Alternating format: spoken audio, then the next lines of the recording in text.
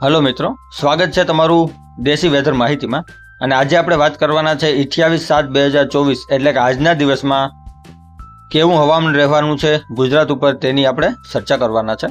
તો સૌપ્રથમ આપણે જોઈએ કે આપણા અહેમદાબાદ હવામાન વિભાગ તરફથી જે બહાર પાડવામાં આવેલી આગાહી છે તે શું કહે છે। તો જ્યાં તમે પીળા કલરના જિલ્લાઓ જોઈ રહ્યા છો, જેમ કે રાજકોટ, ગીર સોમનાથ, બનાસકાંઠા, ગાંધીનગર, અરવલ્લી, ખેડા, સુરત, તાપી, નવસારી, વલસાડ, આ જે આસપાસના એરિયાઓ છે, ડાંગ, તે બધામાં હળવોથી મધ્યમ વરસાદ થઈ શકે છે તેમ હવામાન વિભાગનું કહેવાનું છે। અને જે ઓરેન્જ કલરના જોઈ રહ્યો છો તે બધામાં ભારે વરસાદ પડશે અને રેડ કલરના જે બે એરિયાઓ છે તેમાં અતિ ભારે વરસાદ પડશે।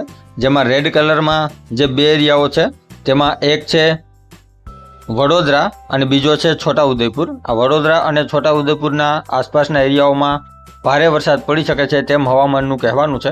અને જે ઓરેન્જ એલર્ટ છે અમદાવાદ, બોટાદ, અમરેલી, ગાંધીનગર, આણંદ, ભરૂચ, નર્મદા, મહીસાગર, પંચમહાલ અને દાહોદ, આ જે એરિયાઓ છે તેમાં હળવોથી મધ્યમ વરસાદ થઈ શકે છે અને કોઈ જગ્યાએ ભારે વરસાદ પણ પડી શકે છે। બાકી છોટાઉદેપુર અને વડોદરા આ બંનેમાં અતિ ભારે વરસાદ રહેશે। અને જે બીજા જિલ્લાઓ જે લીલા કલરના તમને દેખાઈ રહ્યા છે, લીલા કલરમાં, તે બધી જગ્યાએ એટલો કોઈ ખાસ વરસાદ નહીં થાય, ફક્ત વાદળછાયું વાતાવરણ રહેવાનું છે। પણ સાંજ પડશે 28 તારીખના સાંજના રોજથી હું તમને બતાવું છું। આ છે 28 તારીખના સાંજના રોજનો ફોટો હવામાન વિભાગનો, જે 29 તારીખમાં મૂકેલો છે।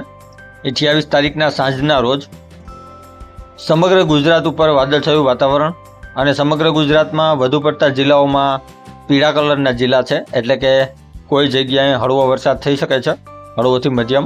અને ફક્ત અહેમદાબાદ, વડોદરા, છોટાઉદેપુર, ભરૂચ અને આણંદ, આ જે 4 જિલ્લાઓ છે, 5 જિલ્લાઓ, તે 5 જિલ્લાઓમાં ભારે વરસાદ પડી શકે તેવી શક્યતાઓ હવામાન વિભાગ તરફથી જાહેર કરવામાં આવી છે।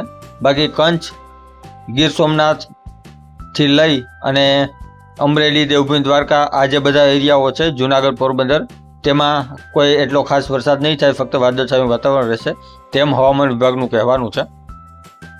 અને ત્યારબાદ 30 તારીખનો જે ફોટો છે તેમાં તો પૂરા ગ્રીન છે, ફક્ત 2-3 જિલ્લાઓને મૂકતા, એટલે 30 તારીખે એવો કંઈ ખાસ વરસાદ નહીં થાય। આ હવામાન વિભાગના જે ફોટા છે તે ચોક્કસપણે સાચા જ નીકળે તેવું જરૂર નથી। હા, એક જે આજનો ફોટો છે તે 101% સાચો છે, કેમ કે તે 24 કલાકની જ આગાહી કરતા હોય છે। આ તો આગળના ફક્ત તે એડવાન્સમાં મૂકતા હોય છે આ 24 કલાકના આધારે। હવે આપણે વિન્ડી વેધરના માધ્યમથી જાણીએ। વિન્ડી વેધર આપણે ચોક્કસ એક લાઈન આપશે કે કઈ તારીખે કઈ રીતના વાતાવરણ રહેવાનું છે। તો આપણે વિન્ડી વેધર જાણીએ।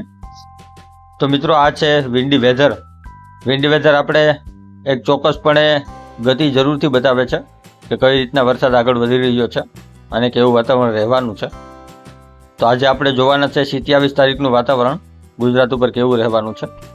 તો જોઈ લ્યો તમે, 27 તારીખે સવારના 8 વાગ્યાની આસપાસ આ ટાઈપનું વાતાવરણ હશે અને આ ટાઈપના જિલ્લાઓમાં વરસાદ થવાની સંભાવના છે, જેમાં વેરાવળ, ભાવનગર, અમરેલી, અહેમદાબાદ, સુરત, નવસારી, તાપી, ડાંગ, દાહોદ, ગોધરા, આ ટાઈપના એરિયા છે જે બધા જિલ્લાઓ, ત્યાં વરસાદ થશે।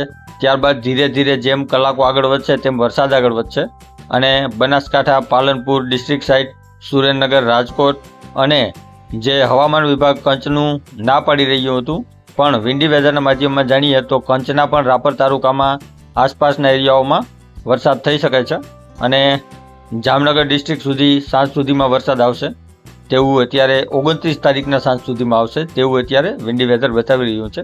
28 તારીખે જામનગરમાં વરસાદ નહીં આવે। 28 તારીખે માત્ર મધ્ય ગુજરાત અને ઉપરવાસનો અમદાવાદનો એરિયો, આ બધામાં વરસાદ રહે તેવી સંભાવના અત્યારે દેખાઈ રહી છે। અને 29 તારીખે કચ્છમાં પણ 29 તારીખે જ આવશે। 28 તારીખે કચ્છમાં આવે તેવી સંભાવના અત્યારે વિન્ડી વેધરના માધ્યમથી આપણે જોઈ રહ્યા નથી। બાકી હા, સુરત ડિસ્ટ્રિક્ટની આસપાસ, અહેમદાબાદની આસપાસ અને બનાસકાંઠાની આસપાસ, આ સાઈડના જે ઉપર સાઈડના એરિયા છે જે સરહદને ટચ કરે છે, ત્યાં જરૂરથી વરસાદ થશે અને ખૂબ સારો એવો વરસાદ થશે। હવામાન વિભાગથી થોડું અલગ બતાવે છે વિન્ડી વેધર, પણ વિન્ડી વેધરનું થોડું સાચું પણ હોય છે, કેમ કે હવામાન વિભાગ તો એક અનુમાન લગાડે છે, પણ વિન્ડી વેધર સેટેલાઇટ ઉપરથી જોઈ અને વાદળાની ગતિ અને બધું કેલ્ક્યુલેશન કરી ત્યારબાદ આપણે બતાવતું હોય છે। તો ચાલો, આ હતી આજની આપણી આગાહી 28 તારીખ અને 29 તારીખના રોજ કેવો વરસાદ થવાનો છે, જેમાં વરસાદ નથી થયો મધ્ય ગુજરાતની આસપાસ, સુરેન્દ્રનગર, થાન, બનાસકાંઠામાં કોઈ જગ્યાએ નથી થયો, ભાવનગર, અમરેલીમાં નથી થયો કોઈ જગ્યાએ, ત્યાં પણ સારો વરસાદ આવી જશે તેવી અત્યારે સંભાવના દેખાઈ રહી છે. તો તે એક ખુશીના સમાચાર છે. અને બાકી સુરત સાઈડ અને જે બીજી સાઈડ ઓલરેડી ખૂબ જ સારો એવો વરસાદ થઈ ગયો છે, ત્યાં પણ વરસાદ આવવાનો જ છે. અને સૌરાષ્ટ્રના જે દરિયાપટ્ટીના એરિયા છે, જે દ્વારકાથી સોમનાથ, ત્યાં કોઈ પણ એવો ખાસ વરસાદ નહીં થાય. ફક્ત 29 તારીખે હળવા ઝાપટા આવી શકે છે અને કચ્છમાં રાપર તાલુકાની ઉપર એવો વરસાદ રહેશે. તો ચાલો મળીએ છીએ કંઈક નવા વિડીયોમાં. ત્યાં સુધી રામ રામ મારા બધા ખેડૂત ભાઈઓને.